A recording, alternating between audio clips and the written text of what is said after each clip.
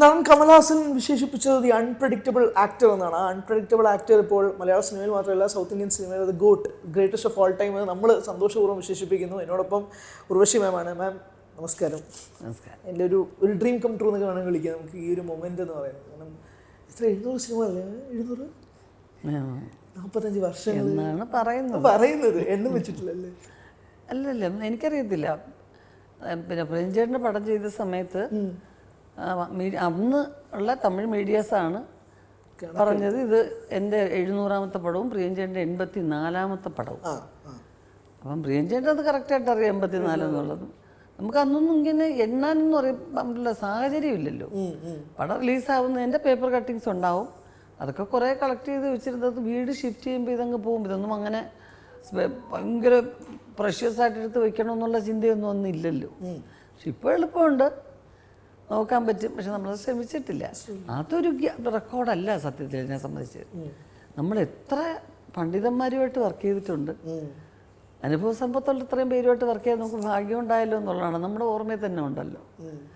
കാണുന്ന പക്ഷേ നമ്മൾ കാണുന്നത് മാഡത്തിന് എങ്ങനെയാണ്? മാഡം അനുഭവ സമ്പത്തുള്ളവരുമായിട്ട് വർക്ക് ചെയ്യുന്ന പറയും, നമ്മൾ നോക്കുമ്പോൾ അതുണ്ടാവും. തീർച്ചയായിട്ടും ഒരു ഒബ്ജക്റ്റായിട്ട് കണക്കാക്കിയാൽ മതി. എൻ്റെ ഓർമ്മയിൽ ഇത്രയും പേരുടെയൊക്കെ സ്ഫടികം എന്നുള്ള സിനിമ ആലോചിക്കുമ്പം അതിനകത്തുള്ള ആൾക്കാരുടെ ഒന്നും വാല്യൂ ഒന്നും അറിഞ്ഞില്ലല്ലോ, അവരുമായിട്ട് ഇനി ഒരു സിനിമ ഉണ്ടാവില്ലല്ലോ എന്ന ചിന്തയാണ് എനിക്ക് ഓരോരുത്തരും ഓരോ പടങ്ങളും അന്നത്തെ സിനിമകൾ ആലോചിക്കുമ്പോൾ. സിനിമയിൽ അങ്ങനെ എന്തൊക്കെ സംഭവിച്ചു ചിന്തിക്കുന്ന പോലെ നിർമ്മാണ രംഗത്തേക്ക് ഈ സിനിമയിലൂടെ അല്ലെങ്കിൽ ഈ സിനിമയിലൂടെ നിർമ്മിക്കുവാണല്ലോ. അതിൻ്റെ എങ്ങനെയുണ്ടായിരുന്നു നിർമ്മാത? അത് ഒരു വലിയ പുലിവാല് പിടിച്ച ഏർപ്പാട് തന്നെയാണ് കാര്യം. പിന്നെ കാരണം ആർട്ടിസ്റ്റിന് ഒരിക്കലും ഇങ്ങനെ പ്രൊഡ്യൂസ് ചെയ്തുകൊണ്ട് അഭിനയിക്കുക എന്ന് പറയുന്നത് അത്ര സുഖകരമായ ഏർപ്പാടല്ല. നമുക്ക് ഇതൊക്കെ നോക്കി നടത്താൻ ആൾക്കാരുണ്ടെങ്കിൽ പോലും എന്ത് തന്നെ പിന്നെ പൈസയുടെ നഷ്ടം ഉണ്ടായാലും എൻ്റെ അശ്രദ്ധ കൊണ്ടാണല്ലോ എന്ന് എനിക്ക് എന്നെ കുറ്റപ്പെടുത്താനേ പറ്റുള്ളൂ. ഞാൻ നേരത്തെ പ്രൊഡ്യൂസ് ചെയ്തതാണ്, പക്ഷെ അന്ന് എൻ്റെ കുറേ ബന്ധുക്കളുടെ കൂട്ടത്തിലായിരുന്നു ജോയിൻ ചെയ്തിരുന്നത്. അപ്പോൾ എനിക്കത് അത്ര റിസ്ക്കേ ഉള്ളൂ. ഇപ്പം അങ്ങനെയല്ല, ഞാൻ തന്നെ നോക്കിയെല്ലാം നടത്തണമല്ലോ. അപ്പം അതുകൊണ്ട് റെഗുലറായിട്ടിങ്ങനെ പടം ചെയ്യണമെന്ന് നമ്മൾ ആഗ്രഹിക്കുമ്പോൾ നമ്മൾ സെൽഫായിട്ട് ചെയ്യുന്ന പടങ്ങൾ ആ സമയത്ത് മാറ്റി വെക്കേണ്ടി വരും, വെച്ചോണ്ട് വേണം ചെയ്യാൻ.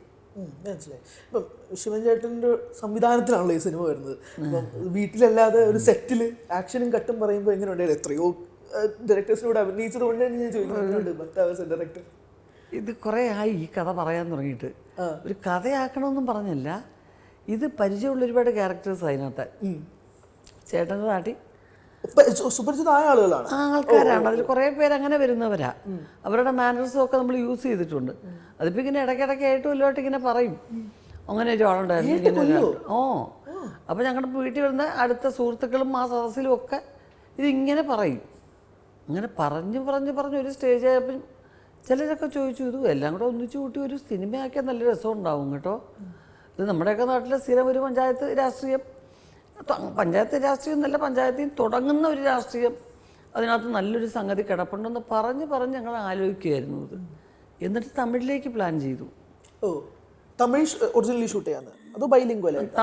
അല്ല, ബൈലിംഗ്വൽ അല്ല, തമിഴ് പടമായിട്ട് എടുക്കാം എന്നുള്ള അവിടെ ആണല്ലോ നമ്മൾ സ്ഥിരതാമസം. അപ്പോൾ നമുക്ക് എളുപ്പമുണ്ട് കാര്യങ്ങൾ എന്ന് വിചാരിച്ചിട്ട്.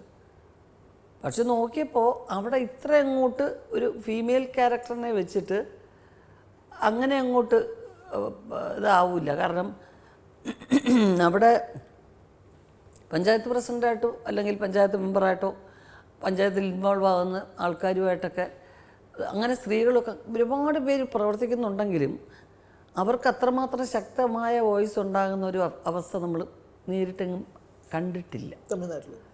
തമിഴ്നാട്ടിൽ നമ്മളങ്ങനെ കണ്ടിട്ടില്ല. അവിടെ ഇങ്ങനെ മുനിസിപ്പൽ കൗൺസിലർ കേട്ടിട്ടുണ്ടാവും, വട്ടച്ചെയലാളർ എന്നൊക്കെ പറഞ്ഞിട്ടുള്ള ചില ഏർപ്പാടുകളെല്ലാം തന്നെ പുരുഷന്മാരുമായിട്ട് ബന്ധപ്പെട്ടതാണ്. അപ്പോൾ ഇതൊരു പക്ഷേ ഇത് വർക്കൗട്ട് ആവാനുള്ള സാധ്യത കുറവാണെന്നിങ്ങനെ ഇപ്പം കുറേശ്ശെ ഓരോ അഭിപ്രായങ്ങളും മാറി തുടങ്ങി ഓരോരുത്തർക്കും. ഇതുമായിട്ട് ബന്ധപ്പെട്ട് നമ്മൾ ഡിസ്കസ് ചെയ്യുന്നവരും അങ്ങനെയൊക്കെ ഉണ്ടാവുമല്ലോ. അപ്പോൾ അവരതിങ്ങനെ പറഞ്ഞപ്പം നമ്മൾ മനസ്സിൽ നിന്നത് വിട്ടു. അത് വിട്ടിട്ട് പിന്നെ നമ്മൾ നമ്മുടെ രീതിക്ക് വർക്കുമായിട്ട് മുമ്പോട്ട് പോവുകയാണ്. പക്ഷെ പിന്നെ നമ്മൾ വേറൊരു ഒരു സുഹൃത്ത് വലയത്തിൽ ഇത് പറയുമ്പോൾ മലയാളത്തിലല്ലേ ഏറ്റവും കൂടുതൽ വർക്ക് ചെയ്യുള്ളൂ ഈ സിനിമ. നമുക്കറിയാവുന്ന എല്ലാ കാര്യങ്ങളും അതിനകത്തുള്ളത്. പിന്നെ ചേട്ടൻ്റെ കണ്ടു പരിചയമുള്ള ക്യാരക്ടേഴ്സും. പിന്നെ ഇതെന്തിനാ കൊണ്ടുവന്നത് തമിഴ് ചെയ്യുന്നത്, അതല്ലേ അത് പൊളിയായി പോയത് എന്ന് പറയുമ്പോഴാണ് ആദ്യമായിട്ട് ഞങ്ങളുടെ മനസ്സിൽ അങ്ങനെ ഒരു ചിന്ത ഉണ്ടാകുന്നത്. ഓ ശരിയാണല്ലോ പറയുമ്പോൾ അത് അങ്ങനെ നമ്മൾ ചിന്തിക്കാത്ത, അങ്ങനെ ചിന്തിച്ച് വന്നപ്പോൾ അതൊരു സിനിമയായി എന്നുള്ളതാണ് സത്യം. ഞങ്ങൾ പോലും വിചാരിച്ചില്ല അത് അങ്ങനെ ഒരു സിനിമ ആവുമെന്ന് പെട്ടെന്ന്. അങ്ങനെ പെട്ടെന്ന് എടുത്ത തീരുമാനമൊന്നുമല്ല. അല്ല, എടുത്തതല്ല. പിന്നെ എൻ്റെ കൂടെ തന്നെ ഫുൾ സപ്പോർട്ടായിട്ട് എൻ്റെ പാർട്ട്ണറായിട്ട് തന്നെ ഉണ്ടായിരുന്ന സലാം ആണ് പറഞ്ഞത്, ചേച്ചി ഞാനും ഫുൾ സപ്പോർട്ടിൽ നിന്നോളാം. എനിക്ക് സിനിമ എൻ്റെ ബിസിനസ്സോ കാര്യങ്ങളോ ഒന്നും ഉള്ളതല്ല, പക്ഷേ ചേച്ചി ഇത് എടുക്കണം, എനിക്കിത് പ്രൊഡക്ഷൻ ചെയ്യാൻ താല്പര്യമില്ല. അതെന്താ അവൻ ചോദിച്ചു, കുഴപ്പമില്ല, ഞങ്ങളുടെ സപ്പോർട്ടുണ്ടോ, അത് ഞങ്ങളുടെ വിശ്വാസമല്ലേ എന്ന് പറഞ്ഞ് നിന്നതാണ്. അപ്പോൾ അതങ്ങനെ പെട്ടെന്ന് അങ്ങ് ഉടനെ ചെയ്യാതെ ഇങ്ങനെ നീട്ടി കൊണ്ടുപോയിട്ട് കാര്യമില്ല എന്നും പറഞ്ഞ് ചെയ്തതാണ്. ഇപ്പോൾ പ്രസ് മീറ്റിൽ ഇപ്പം മാഡത്തിനോട് ചോദ്യം ചോദിച്ചിരുന്നു, രാഷ്ട്രീയത്തിലേക്ക് ഇറങ്ങാൻ താല്പര്യമുണ്ടോ? അപ്പോൾ പറഞ്ഞ മറുപടി, ഞാൻ കട്ടൻ കാപ്പി മാത്രമേ കുടിച്ചിട്ടുള്ളൂ, ഞാൻ ആഹാരം കഴിച്ചിട്ട് മറുപടി പറയാമെന്ന്. ഇപ്പം ആഹാരം കഴിച്ചിരിക്കുന്നതുകൊണ്ട് ഞാൻ ചോദിക്കുകയാണ്, രാഷ്ട്രീയത്തിലേക്ക് ഇറങ്ങുന്നുണ്ട്? അതിനാണ് കാര്യം, ആഹാരം കഴിക്കാൻ. ഞാൻ ആഹാരം കഴിച്ചിട്ടില്ല, അരി കഴിച്ചില്ല, ഞാൻ കഴിച്ചിട്ട് നീ മറുപടി കേട്ടിട്ട് വയറ് നിറച്ച് പോയി കഴിക്കാന്നുള്ള പരിപാടിയാണ്. പ്രധാനപ്പെട്ടൊരു ചോദ്യമല്ലേ അതുകൊണ്ട് ഞാൻ കൊണ്ട് ചോദിക്കുന്നത്. തീർച്ചയായിട്ടും പ്രധാനപ്പെട്ടൊരു ചോദ്യം തന്നെയാണ്. പക്ഷേ പിന്നെ അത് നമ്മൾ അങ്ങനെ കാര്യമായിട്ട് ചിന്തിച്ചിട്ടുള്ളൊരു സംഭവമേ അല്ല ഇതുവരെ. പക്ഷെ എല്ലാവർക്കും ഒരു കാഴ്ചപ്പാട് അതിനെക്കുറിച്ച് വേണം എന്നുള്ള അഭിപ്രായക്കാരിയാണ് ഞാൻ. അയ്യോ എനിക്ക് അതിനെക്കുറിച്ച് ഒന്നും അറിയത്തില്ല കേട്ടോ എന്ന് പറയുന്നത് അത്ര വലിയൊരു നല്ല ലക്ഷണമായിട്ട് ഞാൻ ചിന്തിക്കുന്നില്ല. നമ്മൾ പിന്നെ ഇതിനെ കൂടുതൽ ചോദ്യങ്ങൾ ഒഴിവാക്കാൻ നമ്മൾ പറയും, ഇല്ല കേട്ടോ എനിക്ക് താല്പര്യമില്ല, അയ്യോ അതിനെപ്പറ്റി എനിക്കൊന്നും അറിയില്ല എന്നൊക്കെ. ഞാൻ സ്ഥിരമായിട്ട് വാർത്ത വായിക്കുന്ന ആളാണ്, വാർത്തകൾ കേൾക്കുന്ന ആളാണ്. അപ്പം നമുക്ക് നമ്മുടേതായിട്ടുള്ള ചില കാഴ്ചപ്പാടുകളുണ്ട് താനും. പിന്നെ വോട്ടിടുന്നത് തികച്ചും എൻ്റെ വ്യക്തിപരമാണ്. തൽക്കാലം എൻ്റെ വോട്ട് തമിഴ്നാടാണ്, കാരണം അവിടെയാണ് ഞാൻ കുറേ കാലമായിട്ട് ഞാൻ ജീവിക്കുന്നതെന്നുള്ളതേ ഉള്ളൂ. അപ്പോൾ വോട്ടിടുമ്പോഴും എനിക്ക് വ്യക്തമായിട്ട് എൻ്റെ കാഴ്ചപ്പാടോടുകൂടി തന്നെയാണ് ഞാൻ വോട്ട് ചെയ്യുന്നത്. അപ്പോൾ എൻ്റെ ഏരിയയിൽ നല്ലോണം പ്രവർത്തിക്കുന്ന ഒരാൾ അല്ലെങ്കിൽ ആരൊക്കെ ആയിരിക്കും എന്നുള്ളതൊക്കെ ഒരു അന്വേഷണം ഒക്കെ എപ്പോഴും ഉണ്ടാവും. അതുകൊണ്ട് അറിയാത്ത ഒട്ടും അറിയില്ല എന്നും പറഞ്ഞിട്ടല്ല, പക്ഷെ ഞാൻ തിരഞ്ഞെടുത്തിരിക്കുന്ന ഒരു പ്രൊഫഷൻ അതിലെനിക്ക് നല്ല രീതിയിൽ തന്നെ കണ്ടിന്യൂ ചെയ്യണമെന്ന് ആഗ്രഹമുണ്ട്. അപ്പോൾ അതിനെ ശല്യം ചെയ്യുന്ന രീതിയിലുള്ള മറ്റൊരു സ്ഥലത്തേക്ക് ഡീവിയേറ്റ് ചെയ്യാനുള്ളൊരു താല്പര്യം ഉടനെ ഇല്ല എന്നുള്ളതേ ഉള്ളൂ. പിന്നെ നമുക്ക് നാളത്തെ കാര്യം നമുക്ക് ഇപ്പം പറയാൻ പറ്റത്തില്ല. പക്ഷെ എന്നാൽ പോലും ഒറ്റ ചോദ്യം കൂടി ഞാൻ അവസാനിപ്പിക്കുക. അതായത് ഇപ്പോൾ തമിഴ്നാട്ടിൽ തന്നെ രാഷ്ട്രീയ സാഹചര്യങ്ങൾ മാറിക്കൊണ്ടിരിക്കുകയാണ്. വിജയ് തന്നെ പൊളിറ്റിക്കൽ പാർട്ടി ഇറക്കുന്നു, 2026 മത്സരിക്കാൻ വരുന്നു, DMK ശക്തമായി നിൽക്കുന്നു, ശരത് കുമാർ നേരത്തെ പാർട്ടി തുടങ്ങിക്കഴിഞ്ഞു. ഇപ്പോൾ BJP ആയിട്ട് അല്ലെങ്കിൽ ഏതെങ്കിലും പാർട്ടിയായിട്ട് അലയൻസ് ഉണ്ടാകുന്നുണ്ടോ എന്നുള്ള സംശയങ്ങൾ ഒരു ഭാഗത്ത് നിൽക്കുന്നുണ്ട്. അങ്ങനെ ഒരു മൊത്തത്തിലൊരു രാഷ്ട്രീയ സാഹചര്യം മാറുന്നുണ്ട് തമിഴ്നാട്ടിൽ. അപ്പോൾ ഈ ചോദ്യം കുറച്ചുകൂടെ പ്രസക്തമാവും. ഈ വോട്ട് ചെയ്യുന്നത് ആർക്കാണ്, അല്ലെങ്കിൽ ഒരുപാട് ഡൈനാമിക്സ് മാറുന്ന ഒരു സാഹചര്യം കൂടി ഇല്ലേ? ഉണ്ട്. എല്ലാ സ്ഥലങ്ങളിലും അത്തരം ചോദ്യങ്ങളൊക്കെ ഉണ്ടാവും ഹരി. എപ്പോഴും ജനകീയമായ കഥാപാത്രങ്ങൾ ചെയ്യുന്ന ആർട്ടിസ്റ്റുകളോട് അത്തരം ചോദ്യങ്ങൾ എപ്പോഴും ഉണ്ടാവും. കുറച്ച് നല്ല എല്ലാവരുമായിട്ടും പെട്ടെന്ന് അടുക്കുകയും അല്ലെങ്കിൽ എല്ലാവർക്കും പെട്ടെന്ന് അപ്രോച്ച് ചെയ്യാൻ പറ്റുന്ന രീതിയിൽ പെരുമാറുന്ന ആർട്ടിസ്റ്റുകളോട് സ്വാതന്ത്ര്യമായിട്ട് എന്തും ചോദിക്കാൻ പറ്റുന്ന ആൾക്കാരോട് എല്ലാവരും ചോദിക്കും. അത് ചോദിക്കാതിരിക്കത്തില്ല. പക്ഷെ ഞാൻ പറഞ്ഞ റീസണാണ് അതിൻ്റെ പ്രധാന. എൻ്റെ ഈ ജോലിയെ ഡിസ്റ്റർബ് ചെയ്യാത്ത കാര്യങ്ങളെ എനിക്കിപ്പോൾ ചെയ്യാൻ പറ്റുള്ളൂ. അത് മാത്രമേ ചെയ്യാനുള്ളൂ തൽക്കാലം എന്നുള്ളതാണ് അതിൻ്റെ ഉദ്ദേശം. അപ്പോൾ ഇതുമായിട്ട് കണക്ട് ഇപ്പം ജഗദമ്മയും ഒരു രാഷ്ട്രീയ സാഹചര്യത്തിൽ നിൽക്കുന്ന ഒരു സിനിമ ആയതുകൊണ്ട് ഇപ്പം കേരളത്തിലെ ഇലക്ഷൻ വരാൻ പോവാണ്. അപ്പോൾ അവിടെയും ഒരു വനിതാ മുഖ്യമന്ത്രി എന്നൊരു ചോദ്യമുണ്ട്. എനിക്കിപ്പോൾ സൗകുടുംബശാവണം ഞാൻ പറയാൻ കാരണം റവന്യൂ മിനിസ്റ്റർ ആയിരുന്നു. വനിതാ മുഖ്യമന്ത്രി എന്നുള്ള രീതിയിലുള്ള ചോദ്യങ്ങൾ വരുന്നുണ്ട്. ഉണ്ടായാൽ നല്ലതായിരിക്കും. ഇപ്പോൾ ഹെയർ പോലുള്ള സിനിമകൾ അല്ലെങ്കിൽ ഋഷി മാഡത്തിൽ നിന്ന് തന്നെ ഇങ്ങനെ ഒരു ഫീമെയിൽ സെൻട്രിക് ആയിട്ടുള്ള സിനിമകളും ഇപ്പോൾ അടുത്തിടെ വരുന്നുണ്ട്. അപ്പോൾ രാഷ്ട്രീയത്തിൽ അതിനനുസരിച്ചുള്ള മാറ്റങ്ങൾ വരണം, വനിതാ മുഖ്യമന്ത്രി ഉണ്ടാവണം എന്നുള്ളൊരു ആഗ്രഹവും ഒരു വിഭാഗം ആളുകളുടെ മുന്നിലുണ്ട്. എങ്ങനെയാണ് നോക്കിക്കാണുന്നത്? തീർച്ചയായിട്ടും വനിതാ മുഖ്യമന്ത്രി വേണം എന്നുള്ളത് എല്ലാ സ്ത്രീകളുടെയും ആഗ്രഹം തന്നെയല്ലേ. നല്ല അങ്ങനെ ഒരു ഇപ്പം ശൈലജ ടീച്ചറിനെ പോലെ ഒരു ആരോഗ്യമന്ത്രി, അത്രയും പേര് ആ സമയത്ത് ആ കോവിഡ് കാലത്ത് അവർക്ക് അത്രയും പേരുണ്ടായില്ല എന്നൊക്കെ പറയുമ്പോൾ സാധ്യമാണ് സ്ത്രീകൾക്ക്. നമ്മളിപ്പോൾ കേരളത്തെക്കുറിച്ച് മാത്രം പറഞ്ഞാലും തീർച്ചയായിട്ടും സാധിക്കും. അപ്പം ഇന്നത്തെ സാഹചര്യം എന്തൊക്കെയാണിത് മാറി മറിഞ്ഞതാണ്. ഒരുപാട് എന്താ പറഞ്ഞ വിമർശനങ്ങൾക്ക് ഇടവരുത്തും. കാരണം പല കാരണങ്ങളും പറഞ്ഞ് ഒരാളെ വിമർശിച്ച് ഇത് വേണ്ട എന്ന് ചിന്തിക്കുന്ന തരത്തിലാക്കും. ഇതൊക്കെ പറയുന്നതൊക്കെ ശരിയാണെങ്കിൽ പോലും അത് തീർച്ചയായിട്ടും അങ്ങനൊരു സാഹചര്യം ഉണ്ടാവണം എന്ന് ആഗ്രഹിക്കുന്നു. അങ്ങനെ ഉണ്ടാവണം, അതിന് പ്രാപ്തരാകാൻ പറ്റുന്നവരാണെങ്കിൽ ഉണ്ടാകണം എന്ന് തന്നെയാണ് ആഗ്രഹം. ഇന്ദിരാഗാന്ധി അല്ലാതെ നമ്മൾ ശക്തരായിട്ട് ഒരു വനിത നമ്മൾ പിന്നെ കാണുന്നത് പിന്നെ ജയലളിത, മമതാ ബാനർജി, അങ്ങനെ പലരെയും നമ്മുടെ മനസ്സിൽ റോൾ മോഡലായിട്ട് നമ്മൾ കാണുന്നുണ്ട്. ഇങ്ങനെ പലരും എന്തെല്ലാം പ്രശ്നങ്ങൾ വന്നാലും അതിനെതിരെ ഇങ്ങനെ വളരെ ശക്തിയായിട്ട് നിൽക്കുന്ന സ്ത്രീകളെ. അതുപോലെ എന്തെങ്കിലും ഒരിക്കൽ ഉണ്ടാവും കേരളത്തിലും എന്ന് ഞാൻ പ്രതീക്ഷിക്കുന്നു. ഇപ്പോൾ ശൈലജ ടീച്ചറിൻ്റെ പേരെടുത്ത് പറഞ്ഞുകൊണ്ട് ചോദിക്കുകയാണ്, ശൈലജ ടീച്ചർ മുഖ്യമന്ത്രിയായിട്ട് വരണമെന്ന് പേഴ്സണലി ഒരു ആഗ്രഹമുണ്ട്? അല്ല, മുഖ്യമന്ത്രി എന്നുള്ള രീതിയിലല്ല ഞാൻ പറഞ്ഞത്. അങ്ങനെ ആ ടീച്ചറിനെ കണ്ടപ്പോൾ വിദേശത്ത് വരെ ടീച്ചറിൻ്റെ ആ ഒരു കാലത്തുണ്ടായിരുന്ന ഒരു ശക്തമായ ഒരു സേവനവും ഒരു നിരീക്ഷണ പാഠവും ഒക്കെ പ്രശംസിക്കപ്പെട്ടതാണ്. അപ്പോൾ അതുപോലെ മുഖ്യമന്ത്രി ആയാലും അത് സാധിക്കും, അല്ലെങ്കിൽ അതുപോലുള്ളൊരു വ്യക്തിക്ക് സാധിക്കും എന്നാണ് പറഞ്ഞത്. എനിക്ക് ടീച്ചറിൻ്റെ ആ പ്രവർത്തനങ്ങളൊക്കെ വലിയ ഇഷ്ടമായിരുന്നു, അതുകൊണ്ട് പറഞ്ഞ. ഇപ്പം ഫിലിം ഫെയർ നമുക്കിപ്പം അതാണല്ലോ ഇപ്പോൾ ഏറ്റവും വലിയത്തെ അല്ലെങ്കിൽ അവാർഡ് കിട്ടിയ ഒരു പരിപാടി എന്ന് പറയുന്നത്. അപ്പോൾ ഫിലിം ഫെയറിൽ മാഡത്തിന് അത് പ്രത്യേക കാര്യമൊന്നുമല്ല, എന്നാൽ പോലും ഓരോ തവണത്തെ അവാർഡുകൾ അല്ലെങ്കിൽ ഫിലിം ഫെയർ അവാർഡുകൾ പ്രത്യേകിച്ച് നമുക്ക് സംസാരിക്കുകയാണെങ്കിൽ എല്ലാ താരങ്ങളും ഇപ്പോൾ കൊച്ചിയിൽ വെച്ചാണ് നടന്നിട്ടുള്ളത്. പല താരങ്ങളും ഇവിടെ വന്നത്. ഫിലിം ഫെയർ ഇത്തവണ എങ്ങനെ ഉണ്ടായിരുന്നു? ഇത്തവണ ആദ്യമായിട്ടല്ലേ നമുക്ക് ഇവിടെ നടത്തുന്നത്? ഇവിടെ നടത്തുന്നത് ആദ്യമായിട്ട്. ഇതിന് തൊട്ട് മുമ്പ് 2 വർഷം മുമ്പോ മറ്റോ ആണ് ബാംഗ്ലൂർ വെച്ച് നടത്തി. അന്നും എനിക്ക് പക്ഷേ പോയി റിസീവ് ചെയ്യാൻ പറ്റില്ല, എൻ്റെ മോളാണ് പോയി വാങ്ങിച്ചത്. അപ്പോൾ ഇതിനിടയ്ക്ക് ഇതുപോലെ പല അവാർഡുകളും ഫിലിം ഫെയറിൽ നിന്നുള്ളതിന് എനിക്ക് നേരിട്ട് വാങ്ങാൻ പറ്റിയിട്ടില്ല. സൂര്യ റിപ്പോർട്ടിൻ്റെ അവാർഡ് ഒക്കെ അങ്ങനെ ഉണ്ടായിരുന്നു. നമ്മളെവിടെയെങ്കിലും ഏതെങ്കിലും ഷൂട്ടിൽ ഏതെങ്കിലും സ്ഥലത്തായിരിക്കും, അതുകൊണ്ട് വരുന്നതാണത് അവർക്ക് അറിയുകയും ചെയ്യാം. ഇപ്രാവശ്യം കേരളത്തിലായതുകൊണ്ട് വന്ന് ആദ്യമായിട്ട് നമുക്ക് റിസീവ് ചെയ്യാൻ പറ്റി. പക്ഷേ ആദ്യമായിട്ട് നടത്തി എന്ന് പറയുമ്പോൾ നമ്മൾ അതിൻ്റെ ഈ 4 ഭാഷയിൽ ഒരുമിച്ച് നടത്തുമ്പോൾ ആ ഒരു ടൈം നീണ്ടുപോകുന്നൊരവസ്ഥയൊക്കെ ഉണ്ടല്ലോ. ഒക്കെ ഉണ്ടെങ്കിലും എല്ലാ 4-5 പണ്ട് നേരത്തെ 5 ഭാഷയിലായിരുന്നു, ഹിന്ദിയിലടക്കം. അതെ അതെ അതെ. ഇപ്പോൾ ഫിലിം ഫെയർ സൗത്ത് മാത്രമാക്കി 4 ഭാഷയെ മാത്രമാക്കി, നോർത്ത് വേറെ ആക്കി എന്നുള്ളതേ ഉള്ളൂ. അപ്പോൾ ഈ 4 ഭാഷയിൽ ഉള്ളവരും ഒരു സ്ഥലത്ത് നമ്മുടെ നാട്ടിലേക്ക് വരിക എന്ന് പറയുമ്പോൾ ഒരു ത്രില്ലാണ്. അതിവിടെ തന്നെ കണ്ടിന്യൂ ചെയ്യണം എന്നുള്ളതാണ് ഒരു ആഗ്രഹം. ബാംഗ്ലൂരായി കേരളത്തിലായി എനിക്ക് തോന്നുന്നു ഇനിയിപ്പം ഹൈദരാബാദോ ചെന്നൈയോ ഒക്കെ ആയിരിക്കും ഇനി അടുത്തത്. കുറേ മൊമെന്റ്സ് ഉണ്ടായിട്ടുണ്ട്. ഇപ്പോൾ ഇതിനകത്ത് തന്നെ ഏറ്റവും കൂടുതൽ സംസാരിച്ച മമ്മൂക്ക, ആസിഫ് അലിയും ബേസിലിനെയും ഒരുമിച്ച് ഈ അവാർഡ് ഷെയർ ചെയ്യാൻ വേണ്ടി അവരും എനിക്കൊപ്പം തുല്യരാണ് എന്നൊക്കെ പറഞ്ഞുകൊണ്ടിരുന്ന ഒരു കാര്യമുണ്ട്. നമ്മൾ കാണുന്ന ഈ ലെജൻസ് ഇപ്പോഴത്തെ യുവാക്കളെ ചേർത്ത് പിടിക്കുന്ന ഒരു പരിപാടി. ഇപ്പോൾ മാഡം ആയിക്കോട്ടെ, ഹെർ എന്ന പടത്തിൽ ഇപ്പോൾ എല്ലാവരും ചേർത്ത് പിടിക്കുന്നുണ്ട്. അത് പാർവതി ആയിക്കോട്ടെ, എല്ലാവരും കൂടി ഒരുമിച്ച് അഭിനയിക്കും. നിങ്ങൾ അതിലൊരു ഏജ് ഗ്യാപ്പോ അല്ലെങ്കിൽ അങ്ങനത്തെ ജനറേഷൻ ഡിഫറൻസ് മറ്റ് ഈഗോ പരിപാടി അങ്ങനത്തെ ഒന്നുമില്ലല്ലേ? ഭയങ്കര സ്വീറ്റായിട്ട് തോന്നുന്നു മലയാള സിനിമയിൽ ഇപ്പോൾ എല്ലാ ജനറേഷനും തമ്മിൽ ഒരുമിച്ച് ചെയ്യുന്നതായിട്ട് കാണാം. എനിക്കൊരിക്കലും ഫീൽ ചെയ്തിട്ടില്ല, ഒരു ജനറേഷനും എനിക്ക് ഫീൽ ചെയ്തിട്ടില്ല. പണ്ടും ഫീൽ ചെയ്തിട്ടില്ല. എനിക്ക് മുമ്പേ ഉള്ള അമ്മമാരായിട്ടുള്ള നടികളോടാവട്ടെ, എനിക്ക് മുമ്പേ സിനിമയിൽ വന്ന സീമ ചേച്ചി, മേനേ ചേച്ചി, ആ ഒരു ജനറേഷനോട് ആയാലും ഇപ്പോൾ വരെ ഉള്ളവരോടും എനിക്ക് ഒരേ രീതിയിലേ പെരുമാറാൻ പറ്റിയിട്ടുള്ളൂ.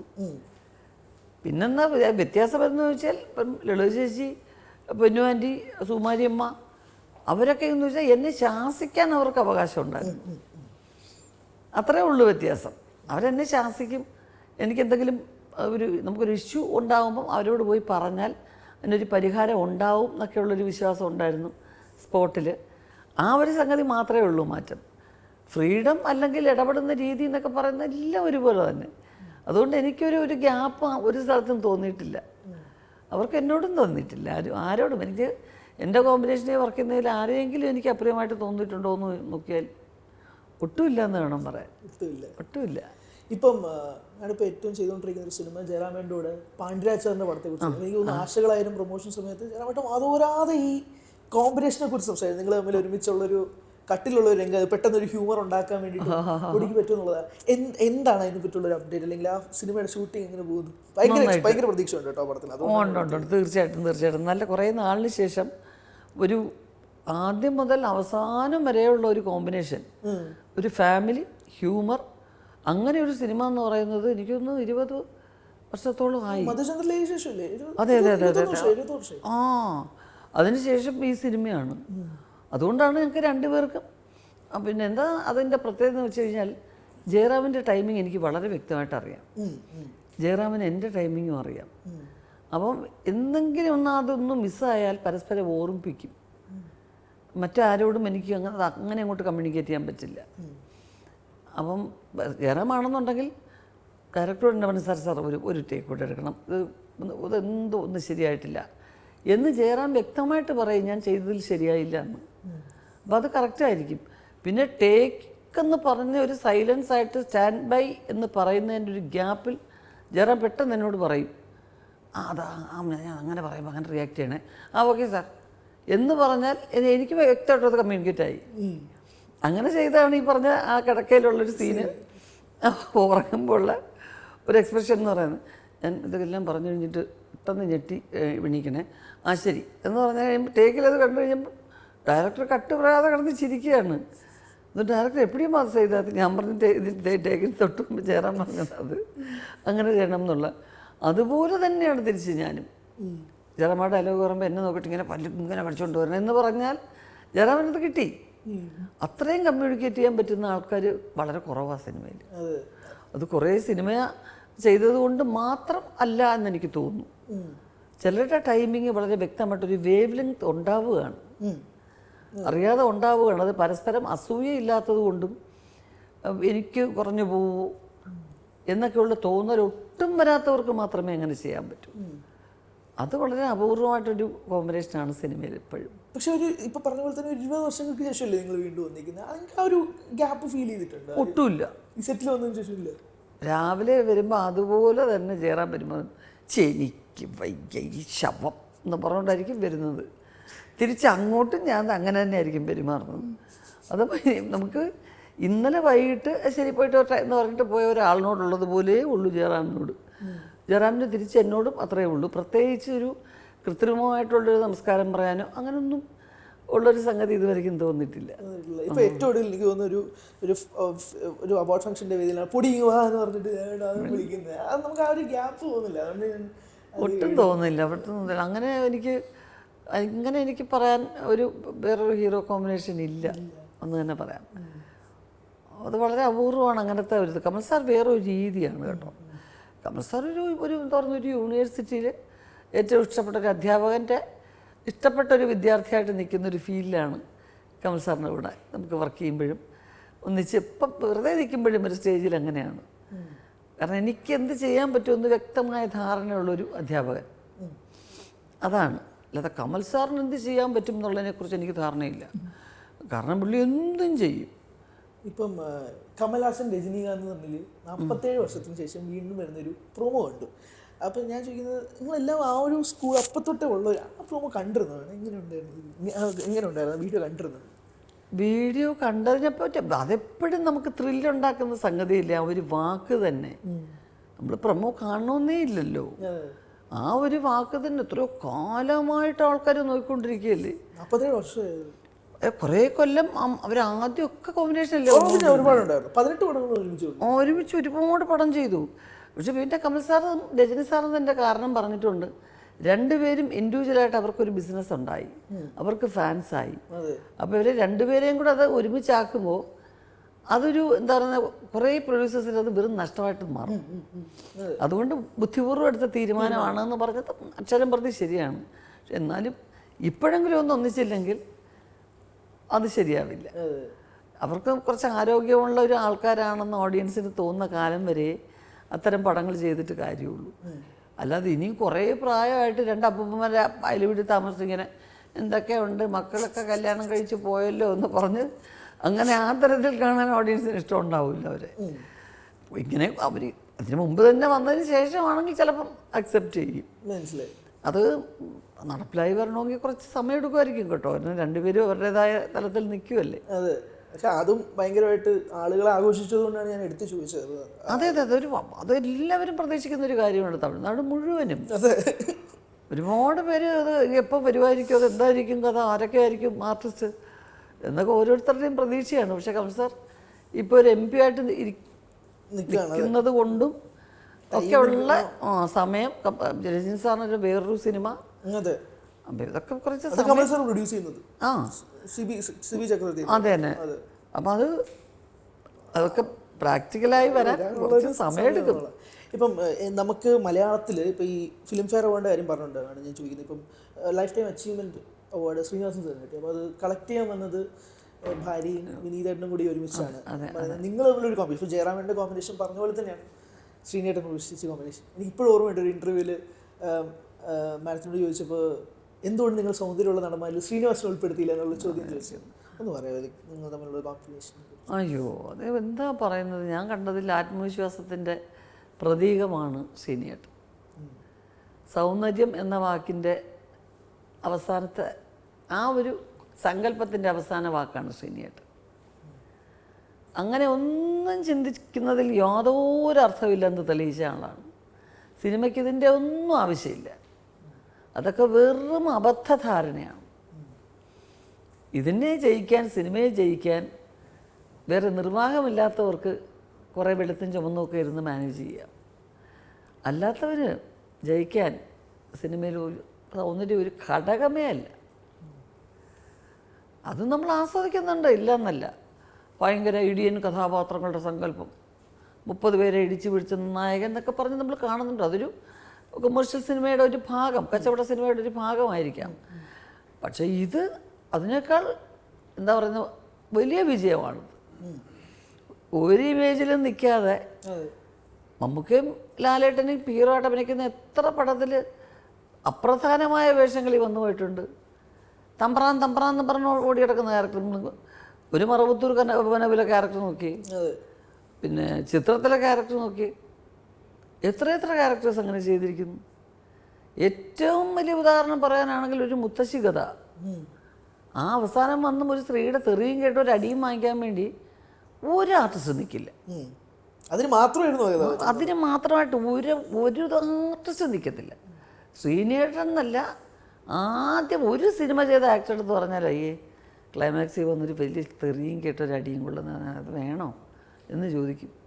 ശ്രീനിവേട്ടൻ ഇല്ലാതെ ആരും ചെയ്തില്ല. അതാണ് അയാളുടെ ആത്മവിശ്വാസം. ഇത് ചെയ്തതിൻ്റെ പേരിൽ എനിക്ക് ചുക്ക് സംഭവിക്കാൻ പോകുന്നില്ല മലയാള സിനിമയിൽ. അങ്ങനെയൊക്കെയാണ്. പിന്നെ അദ്ദേഹത്തിൻ്റെ എഴുത്ത് ആസ്വദിച്ച് ജനത്തിന് ആസ്വദിക്കാൻ പറ്റുന്ന ഒരു എഴുത്ത്, അതാണ് വലിയ കാര്യം. ഒരു ജനപ്രിയ സിനിമ ഉണ്ടാക്കുന്ന സാധാരണ സംഭവമല്ല. എനിക്ക് മാത്രം ഇഷ്ടപ്പെട്ടൊരു കഥ എനിക്ക് എടുക്കാം, നല്ല ചിലവൊക്കെ ആളുണ്ടെന്നുണ്ടെങ്കിൽ, മനസ്സിലായില്ലേ? പക്ഷെ അത് ജനങ്ങൾക്ക് ഇഷ്ടപ്പെടുന്നൊരു സിനിമ എടുക്കുക എന്ന് പറഞ്ഞു കഴിഞ്ഞാൽ വലിയ സംഭവമാണത്. അതൊക്കെ നടത്തിയ ആളാണ്. എല്ലാ കാലത്തും എനിക്ക് ശ്രീനേട്ടനോട് വ്യക്തിപരമായിട്ടും വലിയ ഇഷ്ടമാണ്, ആദരവാണ്. ഇന്നെല്ലാം ഓർമ്മയിലെക്കാലവും തങ്ങി നിൽക്കുന്ന കാര്യങ്ങളൊക്കെയാണ് ചെയ്തിട്ട് പോയിട്ടുള്ളത്. ഇനി മക്കൾ തെളിയിക്കണം ബാക്കി. ബിനുവിന് കുഴപ്പമില്ല. ധ്യാനൊക്കെ കരയുന്ന, പിന്നെ ധ്യാൻ ഒരുപാട് കളിയാക്കുകയൊക്കെ ചെയ്യുന്ന ആളാണെങ്കിലും മനസ്സ് ധ്യാൻ്റെ പിള്ളേരുടെ കൂട്ടാണ്. ഏറ്റവും കൂടുതൽ പൊട്ടിപ്പോയത് അവനാണ്. നമുക്ക് നല്ല സങ്കടമാണ്. ഞാനും ജയറാമും ഒന്നിച്ച പാണ്ഡ്യരാജൻ്റെ പടത്തിലൊരു ക്രൂഷ്യൽ സ്റ്റേജിലായിപ്പോയി. വല്ലാത്തൊരു കോമ്പിനേഷനും വല്ലാത്തൊരു സിറ്റുവേഷനും. വിട്ടിട്ട് വന്നാൽ ആ പടം പകുതിയിൽ നിന്ന് പോകും. പകുതിയിൽ നിന്ന് പോയാൽ ഒരു വലിയ നഷ്ടത്തിലോട്ടാണ് ഡയറക്ടറെയും ആ പ്രൊഡ്യൂസറെയും നമ്മൾ തള്ളിവിടേണ്ടി വരും. അങ്ങനത്തെ ഒരവസ്ഥയിലായിപ്പോയത് കൊണ്ടാണ്. ഇല്ലെങ്കിൽ ആദ്യം ഓടിയച്ച നാളായിരിക്കും ഞാൻ. പിന്നെ അങ്ങനെ പ്രൂവ് ചെയ്യേണ്ട ആവശ്യമില്ല എനിക്കെന്നുള്ളത് എനിക്കും അറിയാം, ശ്രീനേട്ടനും അറിയാം, അവരുടെ കുടുംബത്തിനും അറിയാം. ഒരുപാട് വിമർശനങ്ങൾ കേട്ടിരുന്നു ആ സമയത്ത് പോകാൻ പറ്റാത്തതിനുള്ള കാരണം. അല്ല, അത് എനിക്ക് വ്യക്തമായിട്ടറിയാം. ജയറാമിന് വരാൻ പറ്റാത്തതിൻ്റെ കാരണം എനിക്ക് വ്യക്തമായിട്ടറിയാം. ഞങ്ങൾ രണ്ടുപേരും ഒരുപോലൊരു അവസ്ഥയിൽ ആ സിനിമയിൽ പെട്ടുപോയതാണ്. ഇപ്പം മാഡത്തിന് എനിക്കും അത് അറിയാവുന്നത്. നമ്മൾ തീർച്ചയായിട്ടും അല്ലെങ്കിൽ ജയറാം വരാതിരിക്കുമോ? അത്ര സിനിമ. അതെ, നമ്മൾ ജഗദമ്മയിൽ ഞാൻ ലാസ്റ്റ് ക്വസ്റ്റ്യൻ ചോദിച്ചിട്ട് അവസാനിപ്പിക്കും. ഇപ്പം പണം തിയേറ്ററിലേക്ക് ഒരാഴ്ച വന്നു, പക്ഷേ വീണ്ടും അത് തിയേറ്ററുകളിലേക്ക് വരാൻ പോവാണ്. അപ്പം ഈ പറയുന്ന പോലെ തന്നെ ഇപ്പം വളരെ എവിഡന്റ് ആയിട്ടുള്ള സമയത്താണ് സിനിമ റിലീസാവുന്നത്. ഇലക്ഷന്റെ ചൂട് പിടിച്ച് പാർട്ടികളെല്ലാം വോട്ടിനെ നേടി ഓരോ വീടുകളിൽ കയറി ഇറങ്ങുന്ന സമയം കൂടിയാണ്. ജഗദമ്മ ഒരു മുഖ്യമന്ത്രി ആയിരുന്നെങ്കിൽ എന്ത് ചെയ്തേനെ? പഞ്ചായത്ത് പ്രസിഡന്റ് മുഖ്യമന്ത്രി ആയിരുന്നെങ്കിൽ അത് ജഗദമ്മ അതിനകത്ത് വളരെ വ്യക്തമായിട്ട് പല കാര്യങ്ങളും ജഗദമ്മയുടെ ആശയങ്ങൾ ഇതിനകത്ത് പറയുന്നുണ്ട്. അതൊക്കെ പ്രാവർത്തികമാക്കാൻ പറ്റുമോ ഇല്ലയോ എന്നുള്ളിടത്തല്ല, എങ്കിലും പ്രാവർത്തികമാക്കാൻ പറ്റുമായിരിക്കുമോ എന്നുള്ള ചോദ്യത്തിൻ്റെ ഉത്തരങ്ങളൊക്കെ അതിനകത്തുണ്ട്. അത് സിനിമ കാണുമ്പോൾ മനസ്സിലാവും. ഒരു സ്ത്രീ വലിയ വിദ്യാഭ്യാസമൊന്നും ഇല്ലെങ്കിലും അത്യാവശ്യം മനസ്സിൽ ഈ നാടിനെ എങ്ങനെയൊക്കെ എന്തൊക്കെ ചെയ്താൽ ആൾക്കാർക്ക് ഗുണകരമാക്കാൻ പറ്റും, ഈ നാട്ടിലുള്ള എന്തെല്ലാം സംഗതികൾ ഒന്ന് ഒരുമിച്ച് കൊണ്ടുവന്നാൽ നന്നാക്കാൻ പറ്റും എന്നൊരു സ്ത്രീ വിചാരിച്ചാൽ നടക്കും എന്നുള്ളതിൻ്റേതായിട്ടുള്ളൊരു സൂചന അതിൽ തീർച്ചയായിട്ടും കൊടുക്കുന്നുണ്ട്. അതുകൊണ്ടൊരു അതിന് തീർച്ചയായിട്ടും ഈ ഒരു സീസണിൽ വളരെ പ്രാധാന്യമുണ്ട്. അത് തന്നെയാണ് അതിൻ്റെ കാര്യം. ഇപ്പം തന്നെ അത് റിലീസ് ചെയ്യണം നമ്മൾ വിചാരിക്കുന്നത്. അതെ, അപ്പം ജനങ്ങൾ സ്വീകരിക്കട്ടെ എന്നുള്ളത് ഞാൻ ആത്മാർത്ഥമായിട്ട് ആഗ്രഹിക്കുന്നു. ഫെബ്രുവരി 27 തിയേറ്ററിലെത്താണ്. ആദ്യമായിട്ടല്ല ജനങ്ങളുടെ മുന്നിലേക്ക് ഒരു സിനിമ പ്രസന്റ് ചെയ്യുന്നത്. പക്ഷെ എന്നാൽ പോലും ഈ ഒരു സിനിമ ചിലപ്പോൾ കുറച്ചുകൂടെ ഒരു ക്ലോസ് ടു ഹാർട്ട് ആയിരിക്കുമല്ലോ, കുടുംബത്തിൽ നിന്നൊരു സിനിമ എല്ലാം കൊണ്ടും സിനിമ. അതുപോലെ തന്നെ ഹരി ചോദിച്ച ആ ചോദ്യം തന്നെയാണ്, സ്ത്രീകൾക്ക് എന്തൊക്കെ ചെയ്യാൻ പറ്റും, ഒരു സ്ത്രീ വന്നാൽ എന്തൊക്കെ ചെയ്യാൻ പറ്റും എന്നുള്ളത് ഒരു ചോദ്യത്തിൻ്റെ ഒരു ഉത്തരമായിട്ടുള്ളൊരു സിനിമ എന്ന് പറയുമ്പോൾ നമുക്ക് ഇവിടുത്തെ സ്ത്രീകൾക്ക്, നമ്മുടെ സ്ത്രീകൾക്കൊരു പ്രതീക്ഷയും കൂടെ രാഷ്ട്രീയത്തിൽ വരണമെന്ന് ആഗ്രഹിക്കുന്ന ഒരുപാട് സ്ത്രീകൾക്ക് ഒരു പ്രതീക്ഷ ഉണ്ടാക്കുന്ന ഒരു സിനിമയായിരിക്കും എന്നുള്ളതാണ് പ്രധാനമായിട്ടും. അപ്പോൾ തിയേറ്ററുകളിൽ ആ സിനിമ ഇനി ഒരു ത്രൂ ഔട്ട് റൺ കിട്ടട്ടെ. തീർച്ചയായും സിനിമ ചിത്രം വിജയിക്കട്ടെ. Thank you so much. Thank you Hari. Thank U.